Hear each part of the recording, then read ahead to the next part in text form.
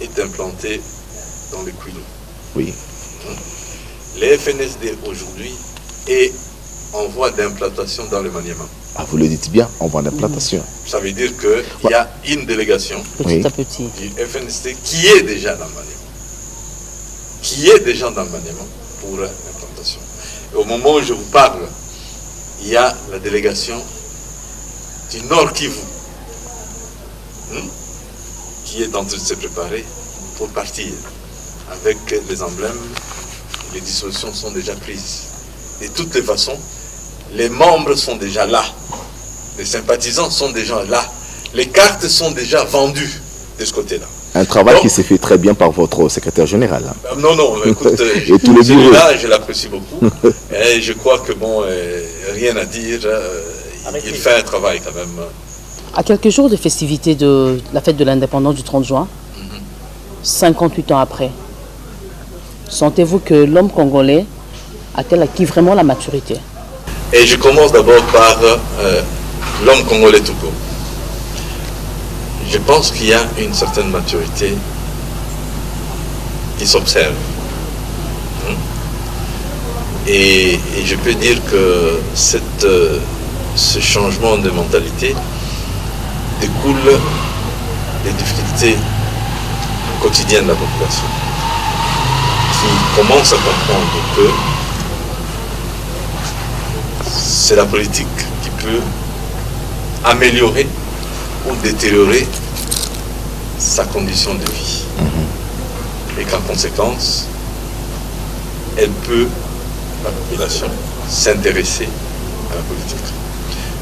Si vous analysez la situation d'aujourd'hui, l'homme politique d'avant, l'homme congolais d'avant, oui, s'est désintéressé à la politique. Surtout à l'arrière-pays. Donc quand je regarde à la date d'aujourd'hui, les mouvements de contestation commencent à partir de l'arrière-pays. Commencent à partir de l'arrière-pays. Quand on regarde tous ces mouvements, les Lucha et autres, c'est des mouvements qui viennent de l'arrière-pays, alors que l'arrière-pays était... C'est pour dire que il y a quand même un changement. Oui. Donc il y a une maturité qui a été acquise. Maintenant, si je dois analyser et juger l'homme politique congolais, je peux dire que c'est du méli-mélo là-dedans. Comment? Ça veut dire qu'il y a une petite partie de la classe politique qui a commencé à acquérir une certaine maturité et qui se soucie de l'avenir ou le développement socio-économique de notre pays. Parce que l'homme politique, c'est lui qui doit travailler et réfléchir sur une société qui donne du bonheur, qui donne du bien-être à sa population. Moi, je regarde à travers le monde comment l'homme congolais, et je peux dire aujourd'hui que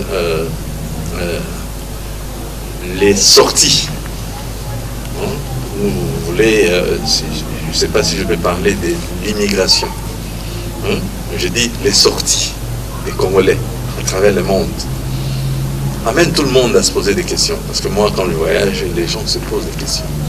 Et je rentre ici, je peux vous dire, j'étais même étonné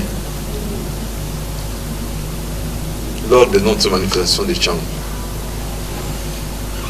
C'est la population qui me pose la question de savoir comment nous sommes dotés d'un sol, un sous-sol trop riche. Le monde entier en parle. Et que nous devons être de malheureux comme ça.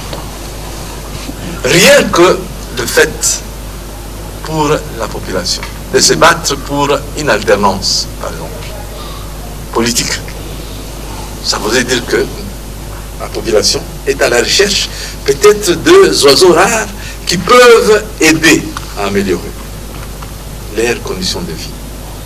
Et dans la classe politique, on sent, mais malheureusement, il y a également des tares dans cette classe politique. Les statu quo. Voilà, qui ne veulent pas, qui demeurent dans le statu quo, qui, bon, je comprends, les changements, ça a toujours été douloureux. A toujours été douloureux. Mais quand on choisit les statu quo, on choisit sa mort. C'est pour ça qu'on dit, qui ne risque rien n'a rien. Il faut savoir risquer. Il faut savoir risquer. Si tu ne risques pas, tu n'auras rien. Donc, pour moi, les jugements que je peux donner par rapport à votre question, à deux volets, je dis la population congolaise d'hier n'est plus celle d'aujourd'hui. Nous devons faire très attention. Et si je l'ai dit aussi, c'est par des exemples. Je peux vous dire que à Kisenso, par exemple, il y a une partie où nous avons fait déjà des actions. Quand les gens demandent à ce que nous puissions mettre en place un parti politique en vue d'avoir le pouvoir d'État, la population nous a dit, quand on nous proposait, on dit nous sommes fatigués, on nous a utilisés ici comme des escaliers. Les gens viennent, ils marchent dessus et puis bon, et puis ils sont partis. Nos malheurs ne les intéressent pas. C'est terminé ça. Vous comprenez? Cette histoire de nous donner des t-shirts, c'est terminé ça. Nous en donnons aussi. Ça, bien évidemment. Mais ces deux données, malheureusement, l'État nous a imparti. Nous sommes vraiment arrivés à la fin de cet entretien d'aujourd'hui. Mais en quelques mots, si la réalisation peut bien nous accorder ne fût-ce qu'une minute, où vous allez donner au moins votre vision globale du parti et aussi projeter aussi ce que le parti est en train de voir pour l'avenir. Écoutez, l'avenir d'abord, c'est tout simplement acquérir le pouvoir d'État à l'effet de réaliser son projet de société. Ça, c'est une chose. De l'autre côté, la refondation de l'État à travers la renaissance d'une gouvernance dans tous les aspects de la vie nationale. Ça veut dire une gouvernance politique qui assure la paix, la sécurité, l'unité, décentralisée bien sûr, et également qui défend l'intégrité territoriale. Sur le plan économique, un État qui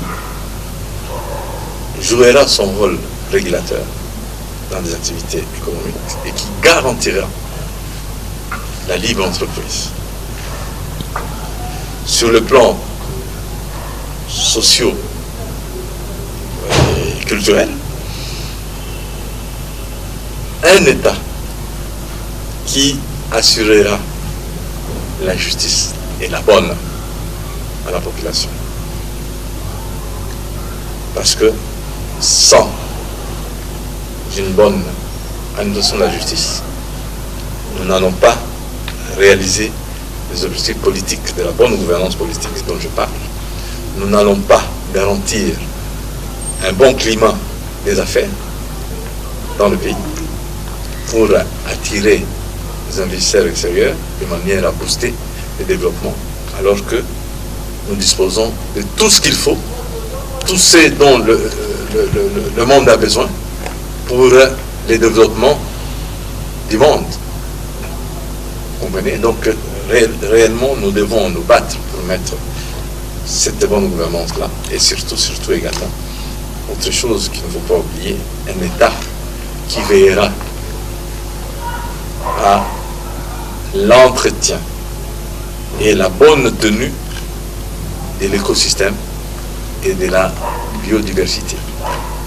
Parce que vous entendez aujourd'hui, on commence à tenir des réunions sur le bassin du Congo, à prendre des résolutions par rapport à cela, sans qu'on ne pense pas à avoir d'abord le point de vue de la République démocratique du Congo. Vous comprenez? Donc ça, le Front nationaliste pour la solidarité et le développement se battra de toutes ses forces pour essayer d'avoir une société qui réunit